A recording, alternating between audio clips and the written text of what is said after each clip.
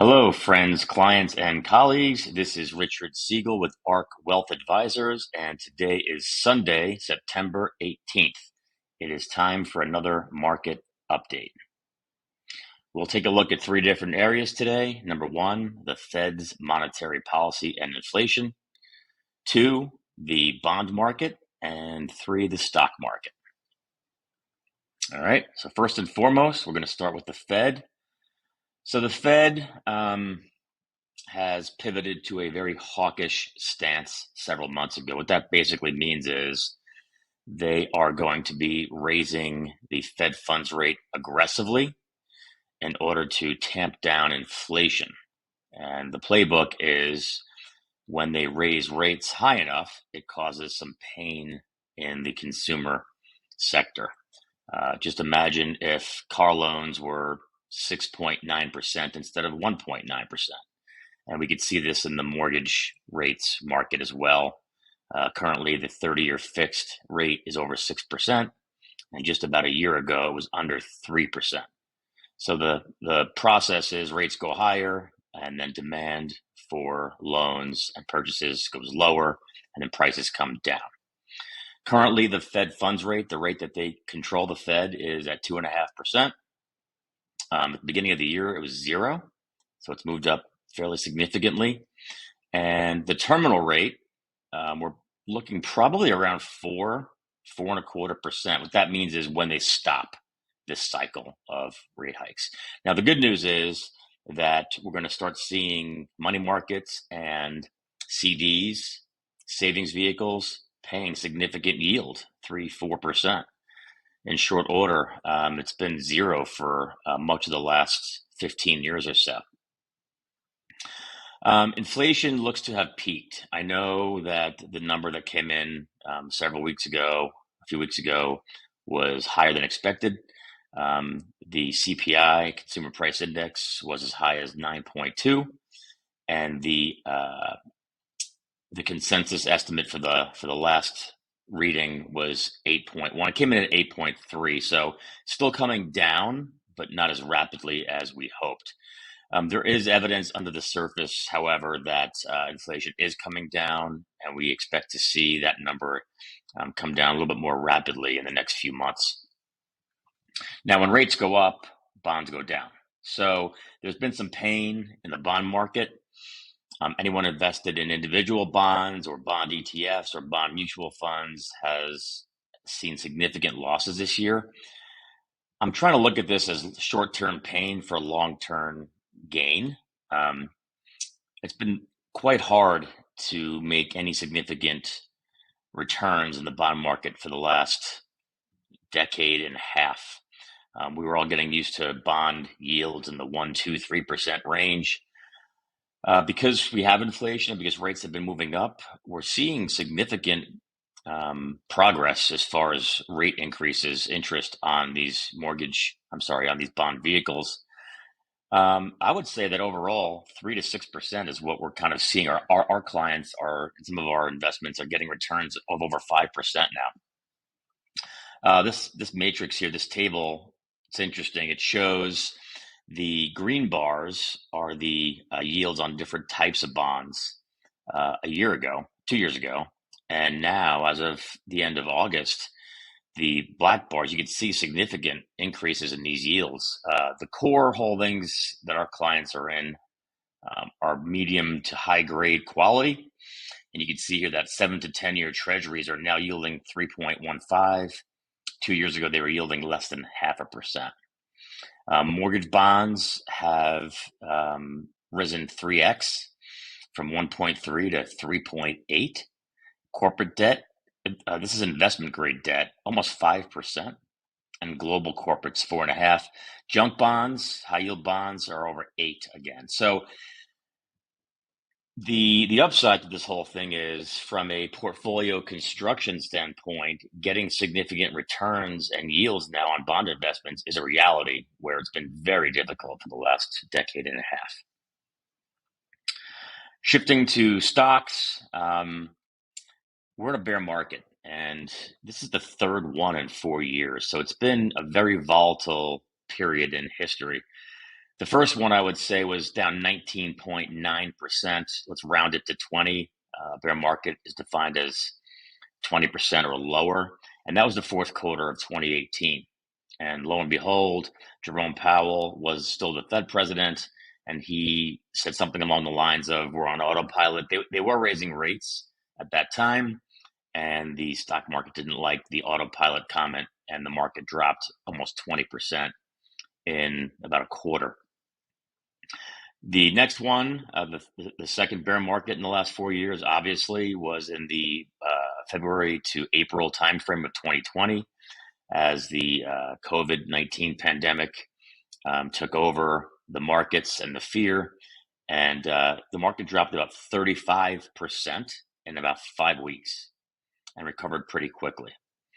Now we're in the third one. We're down over 20% from peak to trough. I think we're down closer to 19 today. Typically speaking, these bear markets last about a year, give or take. So what's happened here is this. The markets are repricing. And by that I mean, when rates are higher and inflation is high, valuations tend to compress. So the forward price to earnings ratio, the standard measure of valuation of the stock market on the S&P today, is 16 and a quarter. Okay. Historically, it's been about 16.85. So stocks would be considered a little cheaper today, or on the lower end of average, if, and that's the operative word here, if earnings, the E and the PE, hold up. This next quarter's earnings, third quarter, which we'll start getting here in October, are incredibly important. The question is, are corporate profits durable enough to hold up or sustain themselves in the face of higher input costs and a possible slowing down in economic activity? Okay. What's really interesting is price to earnings ratios on foreign equities are 11 and a half times earnings. Small cap US stocks, 11 and a half times earnings, and the equal weighted S&P, 15.1 times earnings. So really, stocks, for the most part, are fairly valued to cheap, but it really all depends on if earnings can hold up in Q3 and Q4. We're going to find out very shortly. Over here is a style box. These are large cap stocks, mid caps, and small caps. These are growth, blend, and value. Think of the growth stocks primarily as technology and consumer discretionary, and the value, financials, industrials, energy, for example.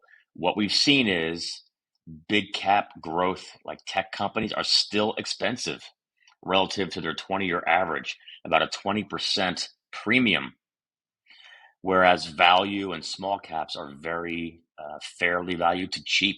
So we are overweighting the cheaper parts of the markets. Our valuations for client portfolios are definitely lower than historical averages at this time.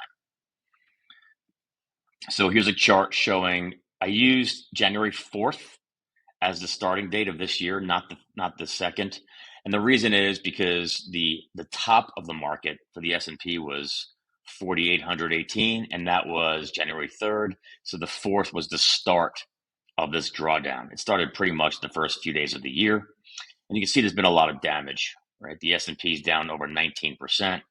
Foreign equities are down 21. NASDAQ, tech-heavy NASDAQ, down almost 28%. And those FANG stocks, I put FANG plus T, Facebook, Apple, Amazon, NVIDIA, Google, and Tesla, down 35.5%. So being underweight these areas here has helped. Being overweighted in value has definitely helped, but the negative trend is pervasive across the market. And this is pretty typical of a rising rate environment, Fed hiking rates, bear market situation. So a couple points to consider here. One, bear markets that are not associated with a recession last about 10 months. We are effectively there today. The bear market in tech started in October, November of 2021. It's been about a year. And in the S&P, about 9 months or so. Down about 24% on average, and we were down just about 24% right over here, June 16th. Okay, so with no recession, we're probably already there. Okay, if we have a recession, like a real recession, and we'll probably find out here in the next few months, 30% is the typical drawdown, and we've gotten there on some parts of the market already, and these last about a year and 2 months or so. So these are more typical. What we're all used to in the last several years are these, quick collapses and these V-shaped recoveries. This year, year and a half, this is more typical. The good news is, think of this as a reset. When we're done with this, let's say 3 months, 6 months, 9 months, hopefully somewhere in that range, bonds should be, high returning, and stocks will be cheap, and the opportunity going forward for equities is very strong. What we're looking at here is the next month or two is usually pretty volatile time of year. And then after October, from a seasonality standpoint, November, December, really through April is the strongest time of year for the stock market. So we'd expect some more churn here, more volatility in the next 4 to 6 weeks or so. And then we have the midterm election cycle. And from the midterms on, the years where there's a midterm election cycle, the market tends to do very well the next year afterward. This is a chart of the S&P 500. And you can see here we closed on Friday the 16th at 38.73. The low that we hit here on June 16th was about 3,666. And from here to here is about 5%. If we go back and retest that low, it'd be about 5% more. So keep that in mind. If you're diversified and you're holding some cash and bonds and alternatives, you really shouldn't have anywhere near the loss of 5% on the downside.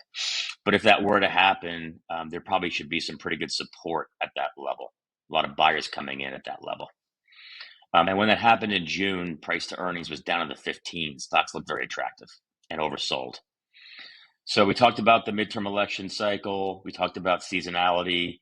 We think there's a lot of bad news already priced into the market. If we're in a recession, no one's surprised by that. We know there's persistent inflation. No one's surprised by that. There really could be a binary event in Europe. We know that Ukraine and Russia are in a war. It's ugly. We know already that the effect on energy prices is kind of baked in, especially in Europe. So then the question is, what if things were to de-escalate? That could be very powerful for the markets, especially overseas markets, which we do have some exposure to. Finally, I would say that there needs to be more evidence that inflation is rolling over, and we think we're going to get that evidence in the next month or two. The Fed is going to meet next week and this coming week, and you're probably looking at about a 75 basis point increase, which means that the Fed funds rate will jump from 2.5% to 3.25%.